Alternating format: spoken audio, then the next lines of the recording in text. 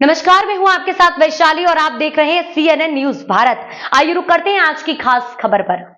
विद्युत संविदा मजदूर संगठन ने 168 कर्मचारियों को नौकरी से निकालने के खिलाफ मुख्य अभियंता पावर कॉर्पोरेशन के कार्यालय के बाहर धरना प्रदर्शन किया।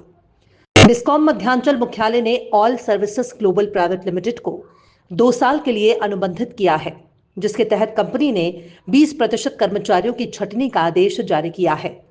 इससे बरेली में कार्यरत विद्युत संविदा कर्मचारियों में हड़कंप मच गया, क्योंकि उन्हें अपनी रोजी रोटी की चिंता सताने लगी। संविदा कर्मचारियों ने बताया कि पिछले 20 वर्षों से इस विभाग में कार्यरत हैं और अचानक छंटनी के आदेश से वे भुखमरी के कगार पर पहुंच जाएंगे। बच्चे पढ़ाई कर रहे हैं, उनकी स्कूल फीस कैसे दी जाएगी। उन्होंने LOI को निरस्त करने की मांग की और कहा कि जब तक यह आदेश वापस नहीं लिया जाएगा वे धरने पर बैठे रहेंगे। संविदा कर्मचारी ने 10 से 15 साल पावर कॉर्पोरेशन को दिए जीवन में उनको निकाल कर बाहर कर दिया।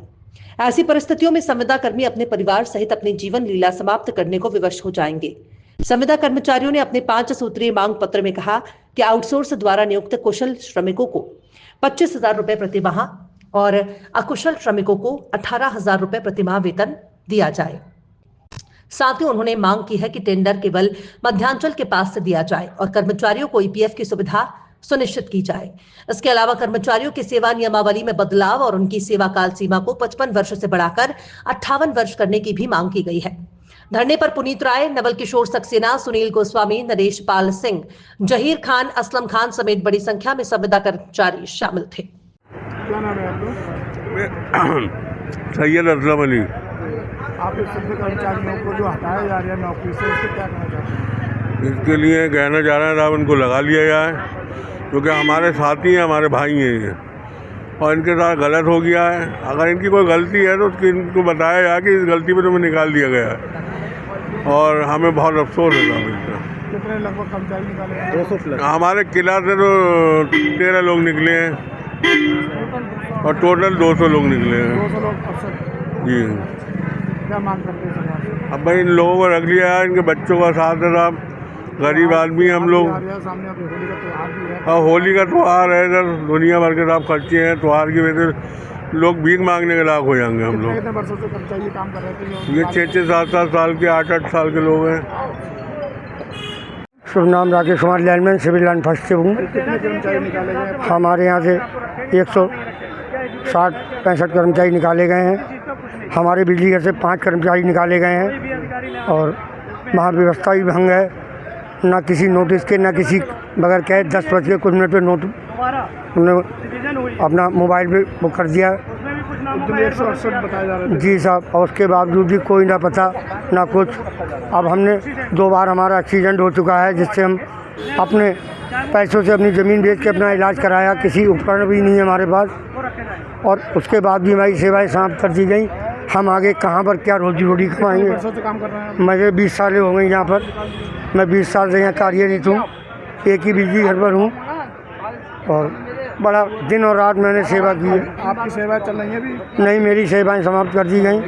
अब बताइए सर, मैं कहाँ जाऊँ और कहाँ पर बैठूँ? परिवार कैसे पालेंगे? अब मैं कहाँ जाऊँ? राइट पे रहता हूँ, मेरा मकान भी नहीं है, मेरे पास ज़मीन भी नहीं है, बच्चे मेरे छोटे हैं। मैं किस हिसाब से साहब काम करूँगा? पढ़ाई कर रहे हैं? बच्चे पढ़ाई के, एक बच्चा मेरा 7 साल का है, एक बच्चा मेरा 10 साल का है, प्राइवेट स्कूल में पढ़ रहा है। कल मेरे बच्चे को निकाल दिया गया जिससे फीस जमा नहीं हुई, कि तनख्वाह अभी तक नहीं आई है और तनख्वाह के बारे में भी कुछ नहीं मालूम। परेशान तो पहले ही से थे, लेकिन इन्होंने और परेशानी बढ़ा दी। आगे त्यौहार आ रहा है, कहाँ पर जाएंगे, क्या करेंगे? क्या नाम भैया आपका? मैं सुनील गोस्वामी, प्रदेश महामंत्री विद्युत संविदा मजदूर संगठन। और आपको आज बरेली के मुख्यालय सरजमी पर हम लोग कार्य बहिष्कार के रूप में जितने भी संविदा कर्मचारी एकत्रित हुए हैं, उनका सिर्फ मूलभूत एक ही मांग है कि जो 20% का जो आदेश डिस्कॉम के माध्यम से जारी कर दिया गया है और अनुबंध कंपनी के द्वारा उस लिस्ट जारी कर दी गई है, जिसमें 20% का मतलब है 200 संविदा कर्मचारियों की सेवा समाप्त होना। और जब से सेवा समाप्त करने का यह आदेश हुआ, तब से हमारे सभी संविदा कर्मचारी इतने भयभीत हो गए हैं कि अपने आप में उनकी मानसिक स्थिति से छोड़ो, पारिवारिक स्थितियाँ भी इतनी अपने आप में दुखित हो गई हैं कि सभी लोग आत्मदाह से लेकर अपनी जीवन लीला अपनी सुसाइड करने के लिए विवश हो गए हैं, मजबूर हो गए हैं। लगातार यही फ़ोन आ रहा है कि आखिर हम लोग जाएंगे कहाँ। तो जो व्यक्ति 10 से 15 साल तक जिसने सेवाएं की विद्युत पावर कॉरपोरेशन को अपने जीवन के इतना टाइम दिया, उसको अचानक एक कहने चाहिए कि तुगलकी फरमान के तहत एक आदेश कर दिया, कल से आप घर बैठेंगे, ना कोई किसी तरह का नोटिस, ना ही कोई उसको जानकारी दी गई, और परिवार के साथ वो भुखमरी के कगार पे हो गया कि मैं सरकार के आपके द्वारा सरकार को और विभाग को ये सूचना देना चाहता हूँ कि ये ऐसी स्थिति में आखिर हमारा संविदा कर्मचारी करेगा क्या। और दूसरी बात ये, इसी मांग को लेकर खास तौर से मांगे तो बहुत है, लेकर आज की जो व्यवस्था है, आज की जो आदेश है, इसका जो 20% की छटनी को लेकर हमारा यही मांग है कि 20% का आदेश वापस करा दिया जाए, अन्यथा की स्थिति में हर जनपद को हम कार्य बहिष्कार में तब्दील कर देंगे और 100% संविदा कर्मचारी दड़ी पर बैठ जाएगा और कार्य करना बंद कर देगा। जब तक आदेश वापस नहीं हो जाएगा हम लोग दड़ी पर बैठे रहेंगे और मध्यांचल का घेराव करने तक अपनी आवाज़ बुलंद करते रहेंगे।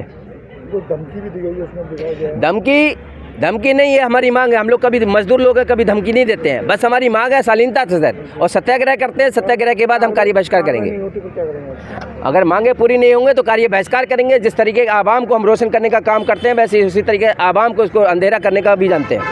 परिवार के साथ में, परिवार की सीधी सी बात है, आपको मैं बता दूं, जब आदमी विवश होगा, लाचार होगा, कहाँ जाएगा, तो परिवार के साथ सुसाइड करेगा, अपनी जीवन लीला समाप्त करेगा, क्योंकि परिवार को आदमी कोई तड़पते नहीं दे सकता। इसी के सापेक्ष में आपको बता दें कि बीसरपुर से एक संविदा कर्मचारी ने आज की रात हमारे उसने बेचारे ने सुसाइड कर और अपने आप को फांसी लगाकर मौत को गले लगा लिया। ये बहुत ही दुखद सूचना है और इसको सरकार क्या पूरे विभाग को जागरूक होना चाहिए कि जिसके घर में कमाने वाला ही अगर ऊपर चला जाएगा उस परिवार की आखिर स्थिति क्या होगी।